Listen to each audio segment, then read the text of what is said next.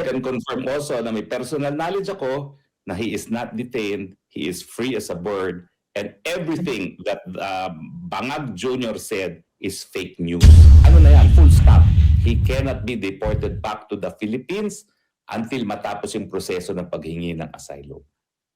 Yes. So dun sa statement ni Bangag spokes Marcos, mukhang kumakambyo na nga siya. Diba? Hindi Nasabi talaga. niya. Kasi nga, sunog na sunog siya. Ang Sunog. tawag dyan, nasunog. Nasunog. Tusta. Nasunog. Tusta siya, tusta. Papalusot ngayon. Yeah, ngayon sabi Sunog na niya, sunog. Yan din ho ang gusto nating malaman dito sa PH Update. Dahil yang si Attorney Harry Roque nasa Europa. Ang tanong ho dito mga kababayan, nakausap na ba nitong si Attorney Harry Roque, itong si Saldico, dito sa video na to? Sabay-sabay ho nating malalaman. Ibang klase ho talaga tong si Marcos Jr. Nuknukan na kasinungalingan. Anak ng Petrang Garapata. Ibang level ho pagiging sinungaling niya. Mantakin nyo ho mga kababayan, ganito lang ho kasimple yan. Kung itong si Saldico nakakulong, merong pinagdadaanan dyan sa Czech Republic, marami na hong picture o di naman ho kaya video ang naglabasan. Pero mapahanggang ngayong oras na to, laway pa lang ho nitong si Bangag ang ibinabandera ng Malacanang sa sambayan ng Pilipino. Pero bago ho yan, isang like at subscribe. Masaya na ho tayo dyan. Sa mga gusto sumali sa ating community, yung join button nandyan lang ho sa baba. Panoorin ho muna natin ang balita ng News 5 kaugnay dyan sa mga ka-fake news na yan itong si Marcos Jr. na di umano. Nagka-problema sa Czech Republic itong si Saldico. Ngayon nakadetain siya doon at ginagawa ng paraan ng administrasyon niya na mapauwi sa lalong madaling panahon itong si Marcos Jr. Ito, panoorin ho natin ito mga kababayan. Posibleng hindi naman umano nakadetain si Saldico sa Czech Republic. Ayon naman Ito naman si Ma'am Ruth Cabal anak ng toka. Ano pa lang o pinangsalbo pa lang nagpapantig ng tenga nitong si Auntie Claire sa kanya. Saka, teka lang, sa huling pagkakaalala ko, pagka merong breaking news, ang pinakaunang nakakaalam dyan, itong si Auntie Claire. Diba? Bakit si Marcos Jr. ang namalita? Ang naglabas ng balita na nahuli na yung si Saldico talaga naman. Doon pa lang ho mga kababayan, may problema na ho tayo. Maliwanag na ang pinapakalat na yan ni Marcos Jr. panglihis lamang, diversion. O mga kababayan nating nagkakarga ng diesel, nagkakarga ng gasolina, matataas na presyo ng mga pangunahing bilihin. Oo, pag-usapan natin to. Pag-usapan natin tong Saldico na to. Pero huwag niyo hong kalimutan, bukas ng umaga o bukas ng taghali, kakarga kayo ng diesel at gasolina. Pagka kumarga kayo ng diesel at gasolina, kayo na hong bahala pagka nakita nyo ang presyo kung sino mumurahin nyo. yan sa dating kaalyado ni Ko na si Ako Bicol Party List Representative Congressman Alfredo Garbin. Able to reach out po sa pinakamalapit at sa pinakapamilya. Nako. Ang sagot lang nila sa akin at everything is okay. Yun naman pala, everything is okay. Ano ibig sabihin ng everything is okay? Nakakuha na siya ng deal sa administrasyon na to. Teka lang tingnan natin baka meron nagpakulay sa comment section. Mega love shoutout muna natin. Ayun na nga ho mga kababayan, Sir Raymond Federico Picar, palakpakan ho natin itong si Sir Raymond. Yan, sinasabi ho natin dito sa PH Update. Maraming salamat, Sir Raymond Federico Picar. Ilang taon na bang member? 1 year, 1 year na pala itong si Sir Raymond Federico Picar. Congratulations, Sir. 1 year na ho pala kayong member dito sa PH Update. 1 year yun ako pinapakinggan ang aking mga punto din dito. And pagka nakakakita ho tayo ng 1 year and 5 months, 2 years, 3 years, natutuwa ho tayo. Ibig sabihin, yung iba dyan, mula nung nag-umpisa ho tayo sa paglalabas ng ating mga punto de vista dito sa YouTube, nandito na ho sila. Hanggang ngayon, talagang sinasabayan pa rin ho tayo, sinishare ang ating mga video, ilinalike ang ating mga video. Maraming salamat ho mga kababayan. Tuloy ho natin. Siguro, hindi nakadetain. Maniniwala lang po ako kung galing na mismo sa ating mga otoridad based on official news report that the Ministry of Justice of Czech Republic, sila mismo nagsasabi na kahit sila walang impormasyon at nag-aantay pa sila ng official report ng kanilang mga pulis. Ayun na nga ho kasi ang problema doon mga kababayan. Nagpunta ho yung chief of staff ay nasa parte ng Europa yung chief of staff nitong si Garbin. Siguro napanood nyo na yung huling video natin. Kung hindi nyo pa ho napanood, pagkatapos ho nitong video na to, puntahan nyo. Interview niya kay Manong Ted Filon. Kanyang isinalaysay na ora-orada nung nalaman nila na nagpakalat ng fake news itong si Marcos Jr. Yung kanyang chief of staff, pinapunta niya ho dyan sa Czech Republic kasi malapit lang daw yung flight, 1 oras lang. No? Nagkalitaw-litaw pati ho yung Ministry of Justice diyan sa Czech Republic, wala ho silang alam diyan sa mga kabangagan nitong si Marcos Jr. Na kesyo nahuli, mga dokumento niya, kesyo. Diba? Nakamanto ko meron siyang Portuguese passport, di ba? Portugal passport. Tapos uhulihin siya. Parang malabo ho ata yun. Ngayon, pagka nagkataong hinuli siya, ibig sabihin, hindi ho totoo yung pinakalat ng administrasyon ni Bangag na meron siyang banyagang pasaporte. Sa bagay, wala na kasi talaga tayong mapapaniwalaan dito sa administrasyon. Totoo lang sa totoo lang. Doon lang tayo sa katotohanan. Puro kabalbalan ho kasi mga kababayan. Ayon kay Garbin, nagpadala na raw ng mga tao ang kanilang partido sa Prague para makipag-usap sa mga otoridad doon. Pero wala raw maibigay na impormasyon ang Czech authority sa kanila sa sitwasyon ni Zaldico. Pero sabi ni PNP Chief General Jose Nartates, may kumpirmasyon na ng pagkakaaresto sa pugante mula. Yung problema dito kay Nartates, bata ito nitong si Remulle. Ngayon kung na-aresto na talaga, ganun talaga, na-aresto na siya. Magandang magandang bagay yun. Ang tanong, paano siya na-aresto? Ang tanong, yun ang malaking katanungan doon mga kababayan. No, paano ho siya na-aresto? Kasi ho, alam ho niya na pinaghahanap siya. Alam ho niya na gusto siyang gurgurin noong mga kasamahan niya dyan sa pagnanakaw sa mga maanumanlyang flood control. Tapos ganun na lamang mahuhuli siya. Ngayon nasa kustodiya siya ng Czech Republic Ministry of Justice o Immigration Officer o Immigration.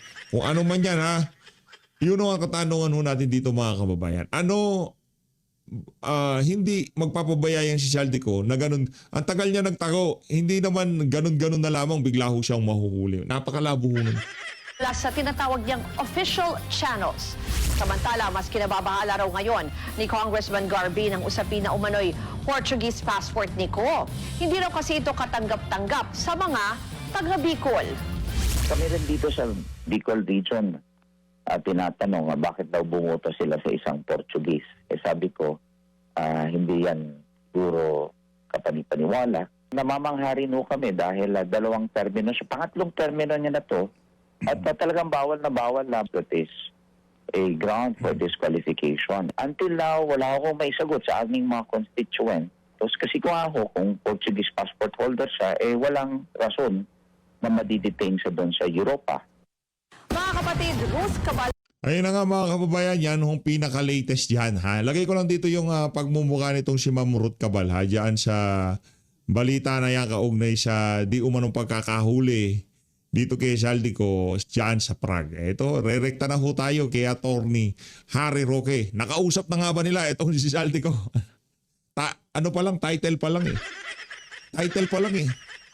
Di ba mabibig ka na eh. Ang title ho kasi tayo naman kasi madalang na lang natin ngayon na nako-content itong si Attorney Harry Roque. Ngayon tanong dito, ito kasi title niya, Zaldico, nakausap na ba namin live kasama si Harry Roque? Ito, panoorin natin game. Kaya Attorney Harry Roque, punta ko kayo sa YT channel niya. May kasalanan eh. Ayan. Nagpasibuno. Nako. Ayan, Spokes, anong masasabi mo dyan? Ako magbabasa. Bongbong Marcos. Yan. April, ano ba ito? Hindi ko mabasa. 16. 16 at 6:42 a.m. Wow, ang aga. Kaya lang ho nating sumigway itong sila Attorney Harry Roque at itong si Maharlika. Pakinggan ho natin ang kanilang mga punto. Diba? Yan eh. Sa time ko yan. Pero sa time nila, mga mag-alas 12 ng midnight. Okay. Ano yan? Obviously, meron na namang hit, no? Huli na si Zaldico. He is now detained in Prague after crossing into the Czech Republic without proper documentation and is currently in the custody of Czech authorities. We are in close coordination with the Czech government to ensure that all legal processes are followed, and to arrange for his return to the Philippines at the soonest possible time.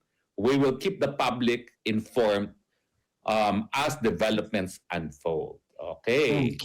Una-una, bakit yan fake news? Well, una-una, hindi po siya nadetena. Yeah. Ngayon, Fake news. sumagot ang Czech police. Anong sabi ng Czech police? He was the subject of a law enforcement. Ano ba yung sabi nila? Sa Rappler, sumagot sila sa Rappler na ginamit na ni Bangag eh. He's the subject of law enforcement action. Walang sinabi na he was detained. Walang sinabi he was taken into custody. At syempre, walang sinabi he was arrested. Okay? Yes. Unang-una, galing na sa Czech authorities. Binigay dun sa Rappler. Okay? Yung Rappler at nag-exclusive sila no na he is the subject of a law enforcement, ano bang sabi? Law enforcement, Hindi ka nabasa yung Rappler. basta sabi ng Czech police, law enforcement action ata. He's the subject of law enforcement action. Walang detention at walang arrest, okay? At kaya nga sinabi kong fake news dahil ako, may personal akong pagkakaalam na hindi siya naka-detena. Detain. Ako din, di ba tinawagan ko? Okay? Ba, matindi tong sila, madam ha. Meron silang connection dito kay Saldico. Matindi. Kung sakaling makausap nyo ho siya ulit, ha? Sabihin nyo, maglabas na siya ng bagong video. Para magkaalaman na. Dapat minamaya ni Saldico. Sabihin niyo sa kanya, gawa na siya ng video na kung sakaling magurgur siya, doon niya na ilabas lahat. Yung affidavit, pwede naman pala siya mag-execute ng affidavit, di ba? Kahit nasa ibang bansa siya. Mag-execute siya. Di ba? Kaso pagka nagpunta siya ng embahada, baka kulong na siya, hindi na siya palabasin. No? Ano ho yan? Mga extension ni Bangag sa iba't ibang bahagi ng mundo. Kaya pagka nagpakita siya, malaking problema ho yung mga kababayan. He's free as a bird, okay? Hinahamon ko si Bongbong Marcos, aka Bangag. Sige nga, pakita nga ng record at saka larawan man lang ng mga parehas itong Zaldico. Smokes, nandito na. Nakita ko na yung statement ng Rappler para mas maano natin. Mas himay natin. Okay, here we go. Wait a minute. Rappler. Okay, so batiin mo muna yung ating mga Kamusta nanonood po kayo, mga kababayan all over the Philippines? Nasabihin niyo ba, mga mahal niyo sa buhay, eject boto na ang Bangag as president dahil palubog na ng palubog ang ating bayan at ngayon nakakahiya pa, presidente pa nagkakalat ng fake news. Correct. So please lang, magkaroon naman tayo ng kahihiyan bilang Pilipino. Yep, ayan. Yan. A letter? Basahin mo, Smokes. A letter sent by Czech police to Rappler confirms their language that a person named Elizaldico was the subject of law enforcement action. Tama ako, in the country. While they did not use the word arrest or detention, they called it an intervention. Di ba? Walang custody, walang detention, walang arrest. Full stop. Sinungaling Ano talaga. ibig sabihin yan? Alam mo kasi may personal experience ko dito sa Europe. Naalala mo, partner, nung ako ay una nilang tangka. Sinungaling ho talaga tong si Marcos Jr. Bida-bida Bida-bida. Gusto ho niya kasi mapakita na talagang inosente siya. Hindi ibig sabihin na napauwi niya dito si Saldico, ika nga absuelto na siya. Hindi ho ganun yun. Wag ho kayong magpabudol. Anak ng toko. Anong 2022, binudol na ho kayo naman, bubudol na yan.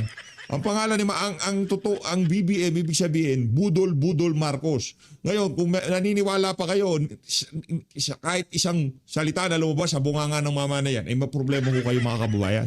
Tayo dito sa PH Update, taas no ho natin sasabihin na wala tayong problema dito. Hindi na ho tayo mabubudol ng mga Marcos na yan. Anak ng Petrang Garapata, ito sigurado. Pagka mayroong kumandidatong Marcos, kahit hindi na tayo aktibo dito sa PH Update, mangangampanya ho tayo para hindi iboto yung mga walang yan. Perwisyo sa bayan yan. Perwisyo sa bayan. Padala dito sa Austria na ayaw ko dahil meron ako medical certificate na not fit to fly.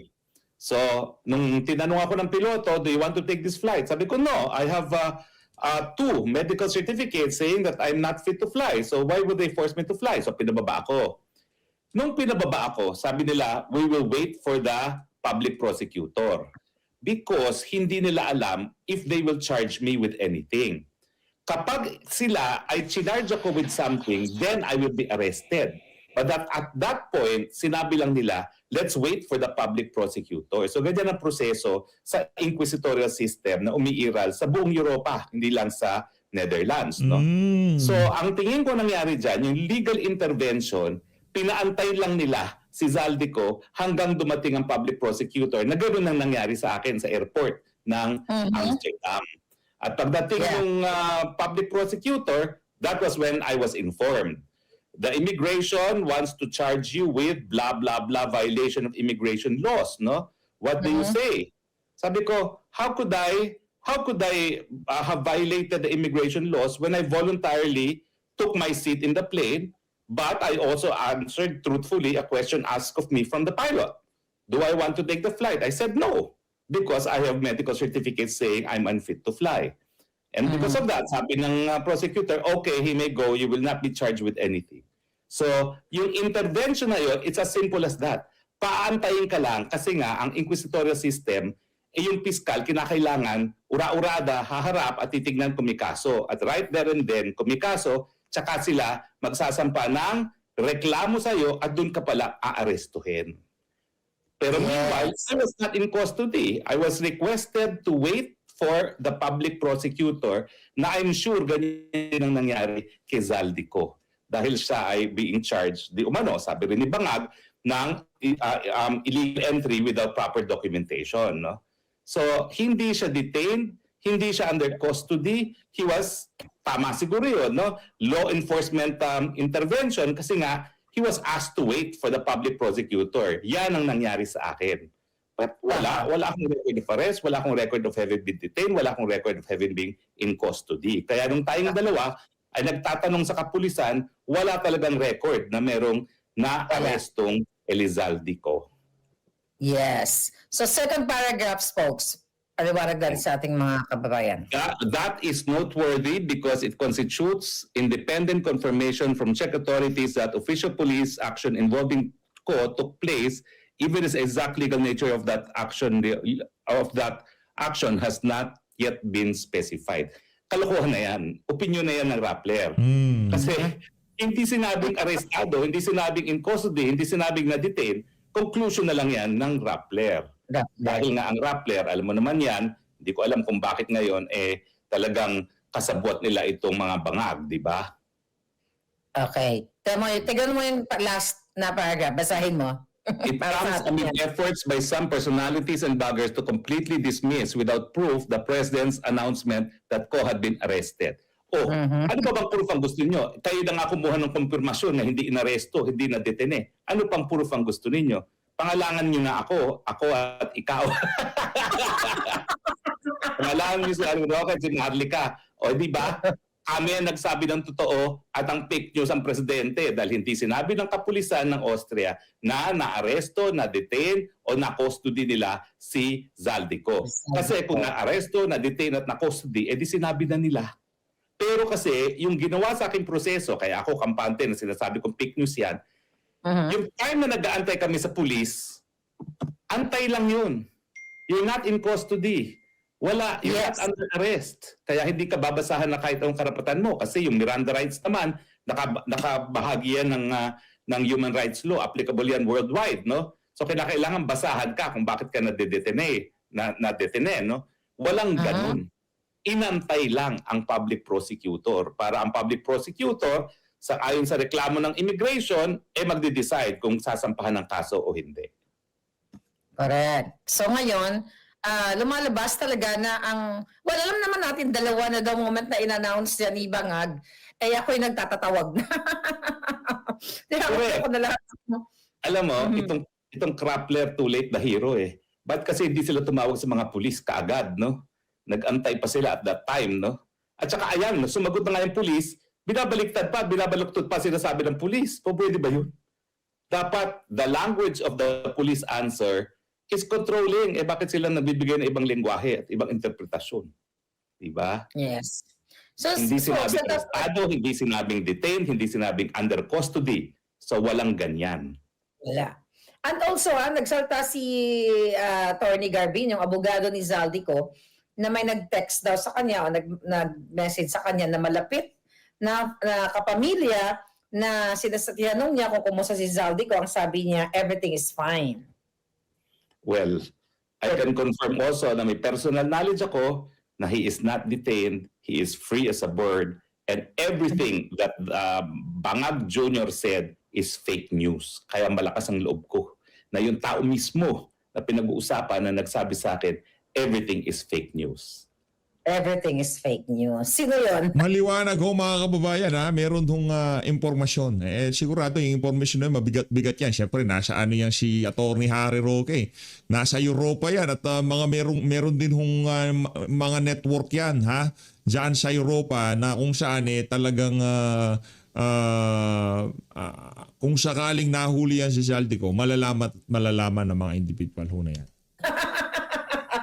Di ba? Bangag, 1, 2, 3. Bangag. Bangag. Bangag, bangag, bangag. Bangag. O, di ba? Anyway, so ngayon, sabi na Meron pang next.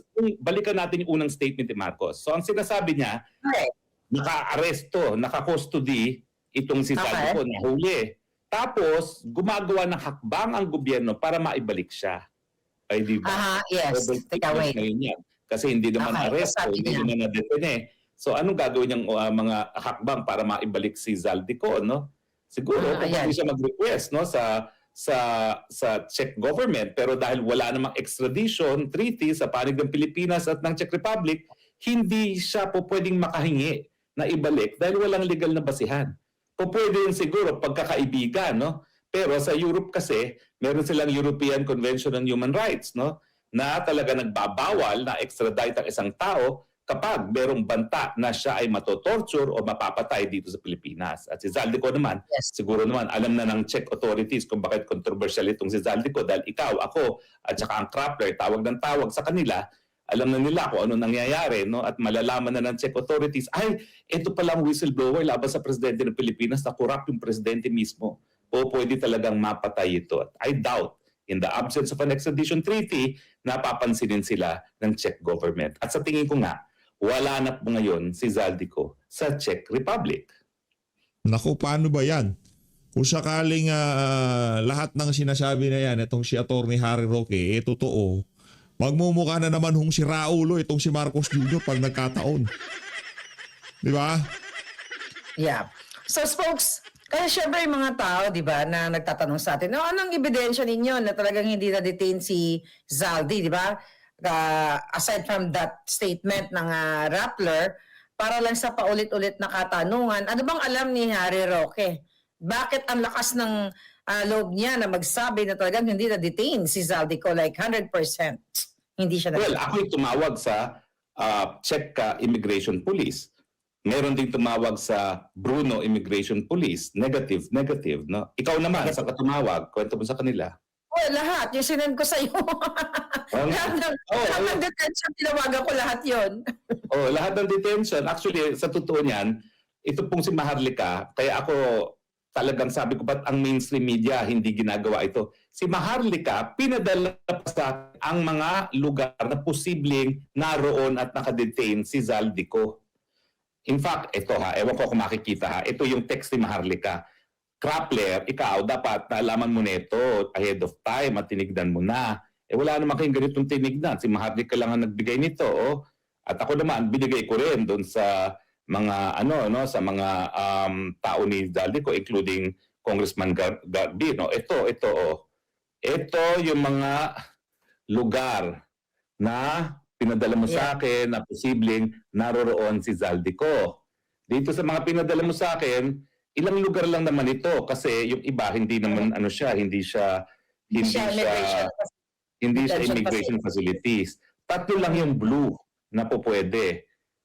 Balkova, Bela Jegova, and Vizhi Loti. Pero dahil sinasabi nga nila na galing sa Germany, ang pinakamalapit sa Germany ay dalawa lamang, Balkova and Bela Jezova. Okay. Yes. Oh, So, bakit yun- hindi alam ito ng Krappler na magaling, na investigative daw sila, Maharlika pa ang as of June, as of 16th, pinadala mo na sa akin ito. Yeah. Okay. On the day na nag-announce si Bangag. Oh, Tapos on the po, way. Oo. dahil nga pinick up kasi ng mainstream media yung mga post mo, vlog mo na hindi talaga na-aresto si Zaldico. So ngayon may ni-release na video tong si Bangag. Oh, ito Panood na mo naman. ba? Panakit butas, pahiya kasi. O, sige, pakinggan natin kung anong sinabi niya. Ito siya. Ito na naman. Ito si Ngagva. Ngagba, ano na naman Ngagba. kangagbahan ang sasabihin mo? Ito si Ngagva. Ako sa Sige, inyo ng sige. magandang araw po sa inyong lahat.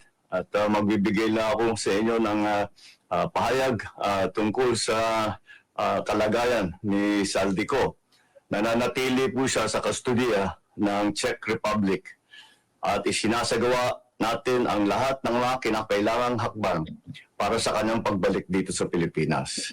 Inutusan ko Ganap ang na ganap, Department no? of Justice kasama ang Department of Foreign Affairs na pangunahan ang pakikipag-ugnayan sa mga otoridad ng Czech Republic upang matiyak na maayos at naayon sa proseso ang lahat ng kinakailangan. Magpapadala rin ng high-level coordination team upang tutukan ito. Ang ganitong mga proseso ay may sinusunod ng mga legal na hakbang sa pagitan ng mga bansa. Kaya't nangangailangan na sapat na panahon upang maisagawa ng tama. We will bring Zaldico home and we will do so in accordance with the law. He will answer to the Filipino people. Maraming salamat. Okay. Kalokohan yan. Kasi as of, ito ha, tinitignan ko, I do not want to reveal too much confidentiality kasi merong attorney-client relation dyan, no? But as of 17, okay? Yan. 17 April, 10:34 a.m. my time, kumpirmado, wala sa kustodiya ng Czech authorities si Zaldico. Yeah. So, as of 10:34, ito. And ang prueba ko is a text message, no? So, wala po. Oh, how do I know? Wala. Eh, sasabihin ko na nga. May nakuha akong lawyer, pinacheck ko, pinapuntahan ko. Okay? Itong lawyer na ito, which was formally retained by me, okay? Yes. Unang-una, confirm kung nasaan si Zaldico. Sa 16th, nandun siya sa dalawang lugar na ikaw mismo ang nagsabi na posibleng naroroon si Zaldico, na kumpirma. Pero pati sa'yo, hindi ko na sinabi kasi part of attorney-client yan. No? Tapos, the following day, pinuntahan, confirmed, wala na sa custody. Sandaling-sandali, hindi nga siya na under custody. Ang proseso na pinagdaanan niya, pareho ng pinagdaanan ko sa airport ng Amsterdam. Inantay Bida-bida lang kasi. yung public prosecutor to decide kung sasampahan ng kaso. Walang kasong sinampa, hindi natin alam kung bakit. Okay? Hindi natin alam kung bakit. Si Marcos Jr. mismo nagkakalat ng fake news na may Portuguese passport daw si Zaldico. Hindi ko alam. Pero ako, mas consistent yung advice ko kay Zaldico na talagang dahil siya naman talaga ipapapatay ng gobyerno, dahil siya ay ang whistleblower laban sa presidente, mas consistent na baka kumuha yan ng asylum. At ang asylum, ano na yan, full stop. He cannot be deported back to the Philippines until matapos yung proseso ng paghingi ng asylum. Yes. So dun sa statement ni Bangag spokes Marcos, mukhang kumakambyo na nga siya. 'Di ba? Hindi Nasabi talaga. niya. Kasi nga, sunog na sunog siya. Ang Sunog. tawag dyan, nasunog. Nasunog. Nasunog. Tusta siya, ito tusta. papalusot ngayon. Yeah, ngayon sabi Sunog na niya, sunog. oo, ang sabi nga niya kanina ay parang sa tamang panahon. 'Di ba? May enough na time para, may right time para daw mapauwi si Zaldico. Pero yung una niyang post, talagang ginago niya yung taong bayan na nahuli na Nahuli na. Yan ang Raul, sinabi. no? Nasa kustudiya Bangag, ng no? Czech government at gumagawa na ng hakbang para mapauwi. Ngayon, tapos sinusugan pa yan ni John Vic Remulla. 1 to 3 weeks mapapauwi si Zaldico. Anong sabi ko? Mag-resign ako bilang abogado kung mapapauwi nila si Zaldico between 1 to 3 weeks. Dahil ang duda ko, tinanggap niya yung aking free legal advice. Walang bayad na maleta, walang bayad na basura. Yeah. Asylum siya dahil meron talaga sayang dahilan para humingi ng asylum. Dahil kung ako ipakukulong lang siya, ipagugurgur talaga siya. Mhm. Pero kasi 'di ba? Yun nga yung fake news ni John Vic na una sabi may golden visa si Zaldi. Tapos sinasabi nila ni John Vic na wala daw dalang dokumento dahil cancel na nga yung passport. Ikaw bilang abogado, dito sa paiba-ibang statement ni John Vic Remulla, paano mo siya i-assess sa mga statements niya? Hindi ko siya pakikinggan at all. Dingba. Yung statement ni John Vic Remulla pang dingba. Mag-abogado siya muna. Kasi hindi niya naintindihan yung proseso sa Pilipinas, hindi niya naintindihan ang proseso sa abroad. Okay? So, unang-una dapat alamin niya, kung meron talagang Portuguese passport si Zaldico, do you think he will be subject to any law enforcement incident involving his travel documents? Eh di dapat pinakita lang niya yung Portuguese passport at automatic na yun. Freedom of movement yun. Posible rin naman. Na baka meron siyang ibang passport, hindi lang niya dala-dala nung araw na yun. Pwede rin. Pwede rin. Kaya hindi siya nakasuhan. Kasi kung talagang wala siyang passport, pwede talaga siyang nakasuhan. At hanggang ngayon, nakadetene sa Czech Republic. No? Actually, hindi pwede rin alam na... kung anong katotohanan talaga. Pero pwede rin katulad sa'yo na pwede rin katulad ongoing sa akin. And this is the niya. most likely na explanation. Yes, Asylum ongoing. seeker na yun. Oo. Alam Yes. kasi, partner, ang asylum seeker, hindi yan ina-announce. Ako naman, I will take the liberty of saying, kaya ako lang naman inanunsyo yan. Sabi kasi ni VP doon sa unang araw na nandun kami sa Hague, paano natin i-explain na magkasama tayo? Eh, tagal mo nagtatago. Eh, di sasabihin ko totoo, mag-asylum ako. Kaya nga, ang sabi pa niya, o sige, hatid na kita sa asylum center mo. Yeah. So, Hindi, pero she meant well. master Alam ng naman Harry niya. Roque. Oh, she meant well. Alam naman kasi niya yung threat na sinabi sa akin, ang sabi kasi nung dating Yusek, nakaklase ko pa yan, ha? Parang hindi kaklase, no? Ano ba yan? Alam niya kung sino na siya, no? Nakatikim lang maging Yusek ng DFA, pumasok sa utak yung kapangyarihan, no? Kaklase ko pa, ang yabang-yabang niya. Kakansilan namin ang passport niya. Now, normally, talagang pag sila mang passport mo, talagang subject ka to summary deportation. Kaya nga, importante na right there and then, nag-asylum ako. Kaya nga nagtataka ako kung bakit itong korte sa hukuman kinancel ang passport ko dahil ako daw ay fugitive from justice. Sumalosep, ano ba yan? Marso pa lang nag-file na ako ng asylum sa Netherlands. March 19 to be precise, no? Dahil nga sinabi ng March 17 na ako ay kakanselan ng passport ng isang USEC ng DFA, no? So, noon pa lang, March pa lang, asylum seeker na ako. Yung information na i-file, September na ata. Paano ako magiging fugitive from justice? Buwan-buwan ang nakalipas, ako'y asylum seeker na, no? Bago nagkaroon ng information against me. Anyway, kaya ko yung sinasabi, kasi siguro partner, sabihin ko sa iyo, kakasumpa ko lang at papunta na sa Pilipinas ang petition ko for certiorari laban sa desisyon ng Regional Trial Court ng Pasig na kinansela ang aking passport dahil ako daw ay fugitive from justice. Dahil malinaw naman ang nakasulat doon sa passport law, ikaw ay fugitive pag ikaw ay umiwas dahil sinampahan ka ng information. No? At ang kaso ng Supreme Court, decided by the Supreme Court, fugitive from justice, yung talagang tumakas na o tumatangkang tumakas after maisampang information. Ito, September na isampang impormasyon, March pa lang. March pa lang, ako'y naging asylum seeker na sa Netherlands, no? Netherlands, yeah. Ay, naku. Andres, nakikita ko dito, spokes, na-check si Zaldi, yung documents na pinakita niya, yung katulad sa'yo, possible. Tapos, yun nga, possible, tapos babalik siya kung saan yung first entry niya, no? Oo, Kung saan siya well, of napumasok. course, ganun lang naman ang gagawin doon eh. Babalik lang siya kung saan siya nanggaling. He cannot be detained. That's the most plausible explanation. No? So kasi ako ang sinasabi ko, ang dami nagtatanong, nasan si Zaldi? Sabi ko, nagko-coffee lang, nag-enjoy. Gaya ko, kabiyahe-biyahe. So nag-enjoy na si Zaldi ko, samantala si Bangag, talagang nagpupumilit kung paano niya ngayon, kasi nag-backlash eh, kung paano niya ngayon saluin yung fake, paano niya ngayon i-depensa yung fake news niya. Kasi parang sinasabi niya sa video niya indefinite kung kailan mapapauwi si Zaldi. So meaning, talagang Binabawi niya. Oo. Binabawi niya yung sinasabi mapapauwi sa lalo mabilis sa panahon. Oo. So nakikita ko dyan, spokes, na indefinite mapapauwi namin, pero sabi ko kailan? Wala namang specific date. Di ba? So kaya ngayon, gagawa siya ng paraan. Oo. Yes, sunod.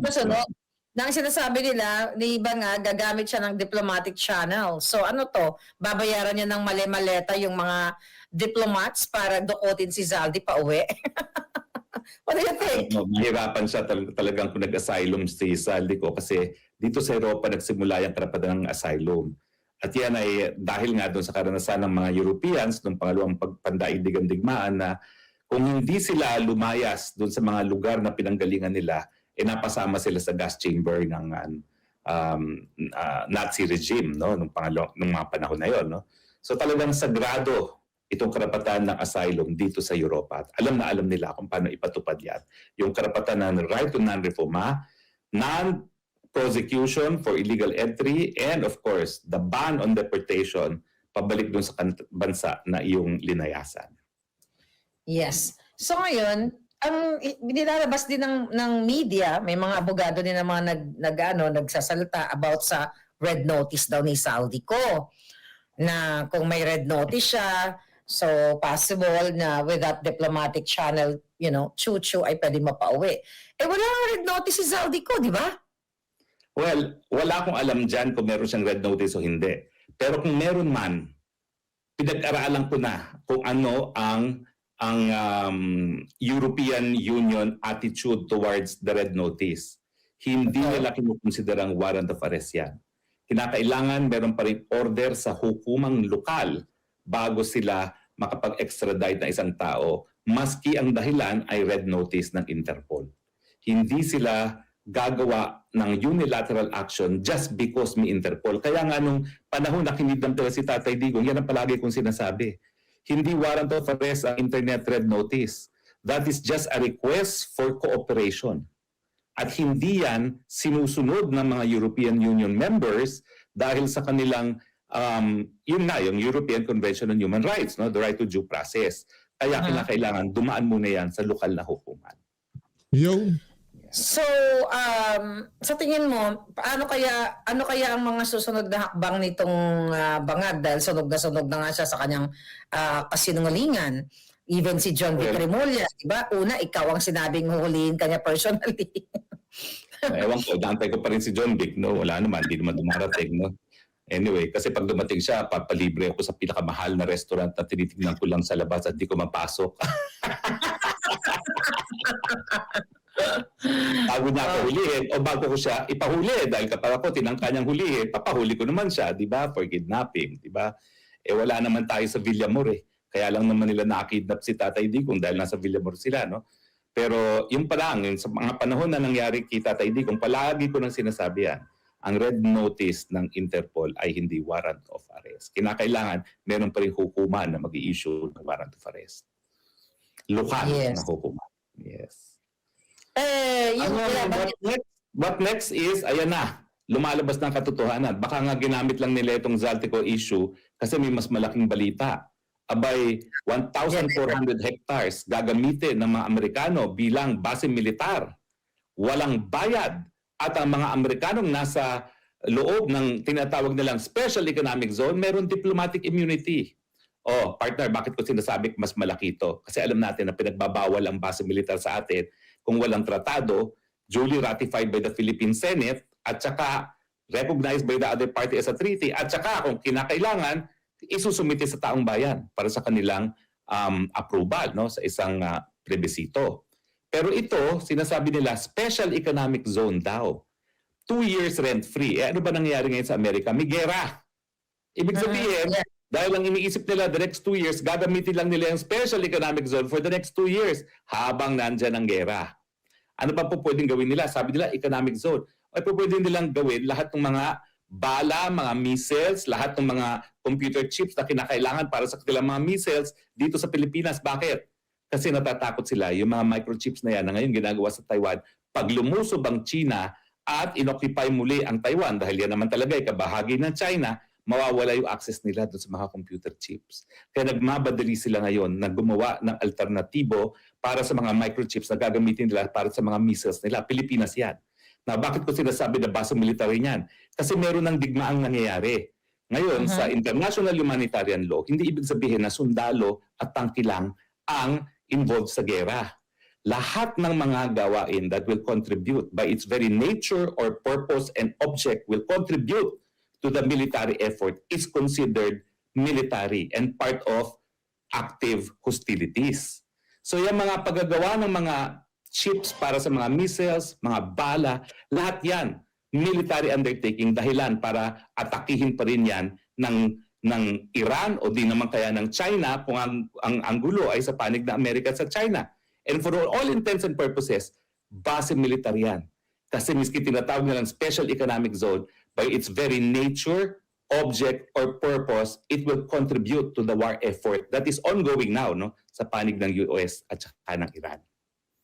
Tingin ko, yan yung mas malaking balita na tinatakban nitong kulokoy na bangag na ito. Dahil talagang kakalagkarin niya tayo. At ito ay napakalaki, 1,400 hectares, 4,000 acres. Special economic zone daw sa panahon na mayroong ongoing gera between US and Iran. Yes. Merong balita for minutes. Teka. Yan na yung balita. Ito. No. Merong balita patungkol kay Zaldico. Ito. Bago to. I don't know kung nabasa mo na to. Ang sabi dito, they can use the provision of the UNCAC, UNCAC. The Philippines could invoke a United Nations Anti-Corruption Treaty in its bid to bring fugitive former lawmaker Zaldico, sabi dito ng news, back to the country. Sabi daw ng law expert. Anong opinion mo dyan? Ewan ko kung sino law expert yan. I don't think he knows what he's talking about. Basta hindi pa nadidesisyonan ng isang asylum application, walang makakagalaw ng asylum seeker. Ralph Sarmiento daw. Ewan ko kung sino yan talagang sino yan. No? Hindi ko ilala kung sino yan. Pero, Lawyer Ralph Sarmiento noted. Well, Bacolod, Lasal Bacolod. Well, kilala ko pala siya, pero I'm sorry, Ralph, but the right to asylum will prevail. Yep. Lalong-lalo na napatunayan na ni Zaldico na siya ay isang whistleblower na. Dahil talagang ang kanyang nature of testimony ay ang presidente, Bongbong Marcos, ang mastermind sa korupsyon. Dapat lahat tayo nang gamitin natin. Bongbong Marcos, mastermind ng korupsyon sa Pilipinas. Ako? At mastermind sa mga... Yun ho ang maliwanag dito. Yun ho ang hanggat... Kasi ganito ho yan mga kababayan. No? Hindi mangyayari ang lahat ng kabalbalan na to kung walang kinalaman si Marcos Jr. Tapos ang usapan. Okay? Yun lang ho. Hindi lalabas ang pera kung hindi niya pinahintulutan. Okay? Hindi tatanggalin yung mga pondo para sa mga foreign assisted project, yung mga flagship project, yung mga high impact infrastructure project kung hindi pa pahintulutan ni Marcos Jr. Hindi makukuha ang pondo sa PhilHealth kung hindi pa pahintulutan ng presidente. Hindi maibebenta yung mga ginto kung hindi pa pahintulutan ng presidente. Lahat ho yan mga kababayan, kailangan ng lagda ng bangag nating presidente. Ngayon kung nangyari lahat ng yan, tapos sasabihin niya, wala siyang kinalaman. Anak ng Petrang Garapata. Wala na. Finish na. Fake news.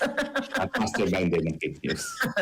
Diba? Masyado talaga yung propaganda na ginawa nila talagang excited si Bangag nung pinost na nahuli na si Zaldico. Tapos yung mga tao talagang naniwala.